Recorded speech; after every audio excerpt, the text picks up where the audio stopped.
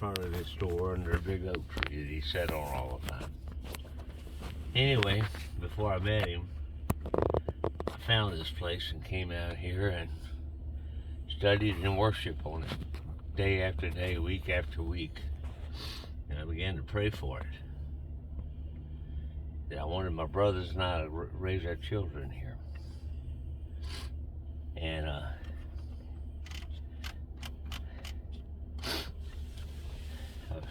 after a long time of that, one Sunday, I was having dinner at Mom and Dad's house with the rest of my brothers and family. And Dad makes the comment, I'd like to find a place near Jacksonville where we could have where I can have a little gentleman farm type thing. And I said, well, I know just the place. I brought him out here, showed it to him, which was originally 45 acres, but we eventually got up to 200 acres. And he loved it. So I took him over to see Mr. Tillman. I had already tried to buy it from Mr. Tillman. And I'd offered him $40,000, and he kind of patted me on the head and said, son, you don't have enough money. So he had said he wanted $75,000. Now this is back 19... Josh was born about 1977 or 8, somewhere around there. And so Dad came over here and we told him we'd pay him $75,000. Mr. Tillman wouldn't sell it. We made 2 or 3 trips and it increased it to 100,000, and that was it for the original piece of it. He wouldn't sell it, and it became apparent that he just wasn't going to part with it. He didn't want to sell it. It was his. So Dad kind of dropped it. I was out here praying one day. I'll never forget, there was a storm brewing. I had my arms raised in worship. And I had this overwhelming, you know how you smell that ozone before a storm? I could smell that ozone, remember that? And I had this overwhelming sensation that God had given us this land. Sunday, the following Sunday, we had lunch pretty traditionally on Sundays at Mom's. And we were having lunch, and I spoke up and said, this week, God told me we're going to have that land. Boy, you talking about getting quiet? The whole table got quiet. Everybody, no, who's this nut? Anyway, during that time, I was building my first spec house. Building a house to sell on speculation. And I'd finished it.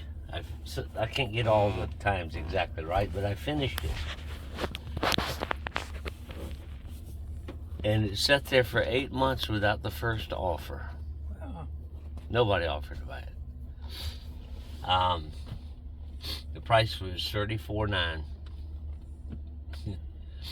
And it was about 1,300 square foot, 2 or 3 bedroom house. So it sat there 8 months. During that 8 months, when I'd come by to check on the house, many times I found George Johns, a pastor, on his knees in the driveway or marching around the house and claiming it, but praying for that house. He really wanted that house. Problem was he couldn't afford it. And we talked about it till we were blue in the face, and it was a dead subject.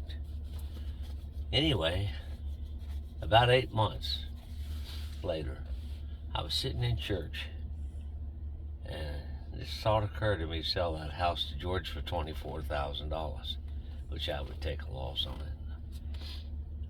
I put that thought down. It stuck with me off and on all day. And I went back to church that night, and I'm sitting there, and it's on me hard. So I make a commitment to God.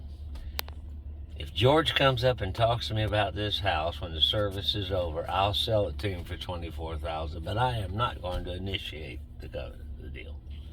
We hadn't any more than said amen when George comes up and wants to talk about that house. It was a dead subject because we hadn't talked about it for months. And I'm like, I felt my jaw drop, and I said, George, can you pay $24,000? He said, I can do that. I said, I'll sell it to you for that. I went home, sick in my heart. Stupid. What's wrong with you? And the next day, of course, my wife didn't say anything. She's tight-lipped. She probably thought I was stupid, too. The next day, I called Watson Real Estate, the biggest realtor in this area. Huge. And I said to the salesperson, the broker of the office, listen, I'm selling that house to my pastor for $24,000. It was listed for $34,900, remember? And I said, I'm losing money and I can't afford to pay a commission. Will you let me out of the contract? Mr. Dudley, we will let you out of the contract. We just hope that you'll give us a chance when you build your next one. I said, man, I appreciate that. I'll pick up your sign for you. And I went by to pick up their sign, and parked in the driveway was a real estate man with a young couple with a contract for $34,500.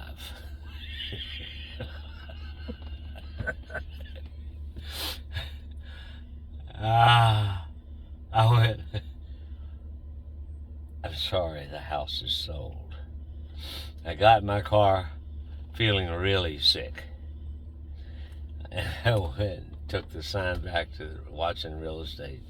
And when I got home, my wife said, your dad called. He needs you to call him. I called him up. He said, Johnny, Mrs. Tillman called. That's the wife of the man who owned this place. Just a few moments ago. And she said Tillman died 8 months ago. And he said he wanted Johnny to have this place for $100,000. Wow. If I had reneged on my commitment to George, we'd have never got that call. Wow. Isn't that something? Wow. And we've raised 8 boys and 6 girls out here together as a family. Oh, wow. And we've added on to it so that it eventually got to be 206 or 7 acres, I forget. And then we sold off parts during the development. And we've been very well blessed by it all. Wow. Both the money and the fellowship. And How many kids you got? 8 boys and 6 girls. Mm. It's not quite true. There's a boy and a girl that are our adopted sisters that did not come out here. So we had 7 boys and 5 girls that were actually raised here, and got them a place right around the corner. So they had access. But bottom line is, this has been a blessing to our family and to many people. We prayed that God would use this place for many people, and He has. We've had churches out of here. We used to play volleyball out here all the time, and then we got too old for volleyball. And just a lot of, I told you, they come over here and do weddings. You know, poor people weddings. They can't afford to pay these fancy prices everywhere. Wow. They come out here and they do weddings, they do funerals, and they do birthday parties, and the kids run all over the place, and it's just a good time. Well, you got this little cabana with this. That's right. With this little thing here and everything, which is amazing. You know, and this story, which is, of course, now your story of your family, fits with everything Jim's talked about and everything we keep talking about, right. In that when you listen and obey to the voice of God, not only are you blessed, but everyone's blessed around you, and it keeps going on and on. Jim's story keeps going. He's still connected with Mount Gilead. Go on and on.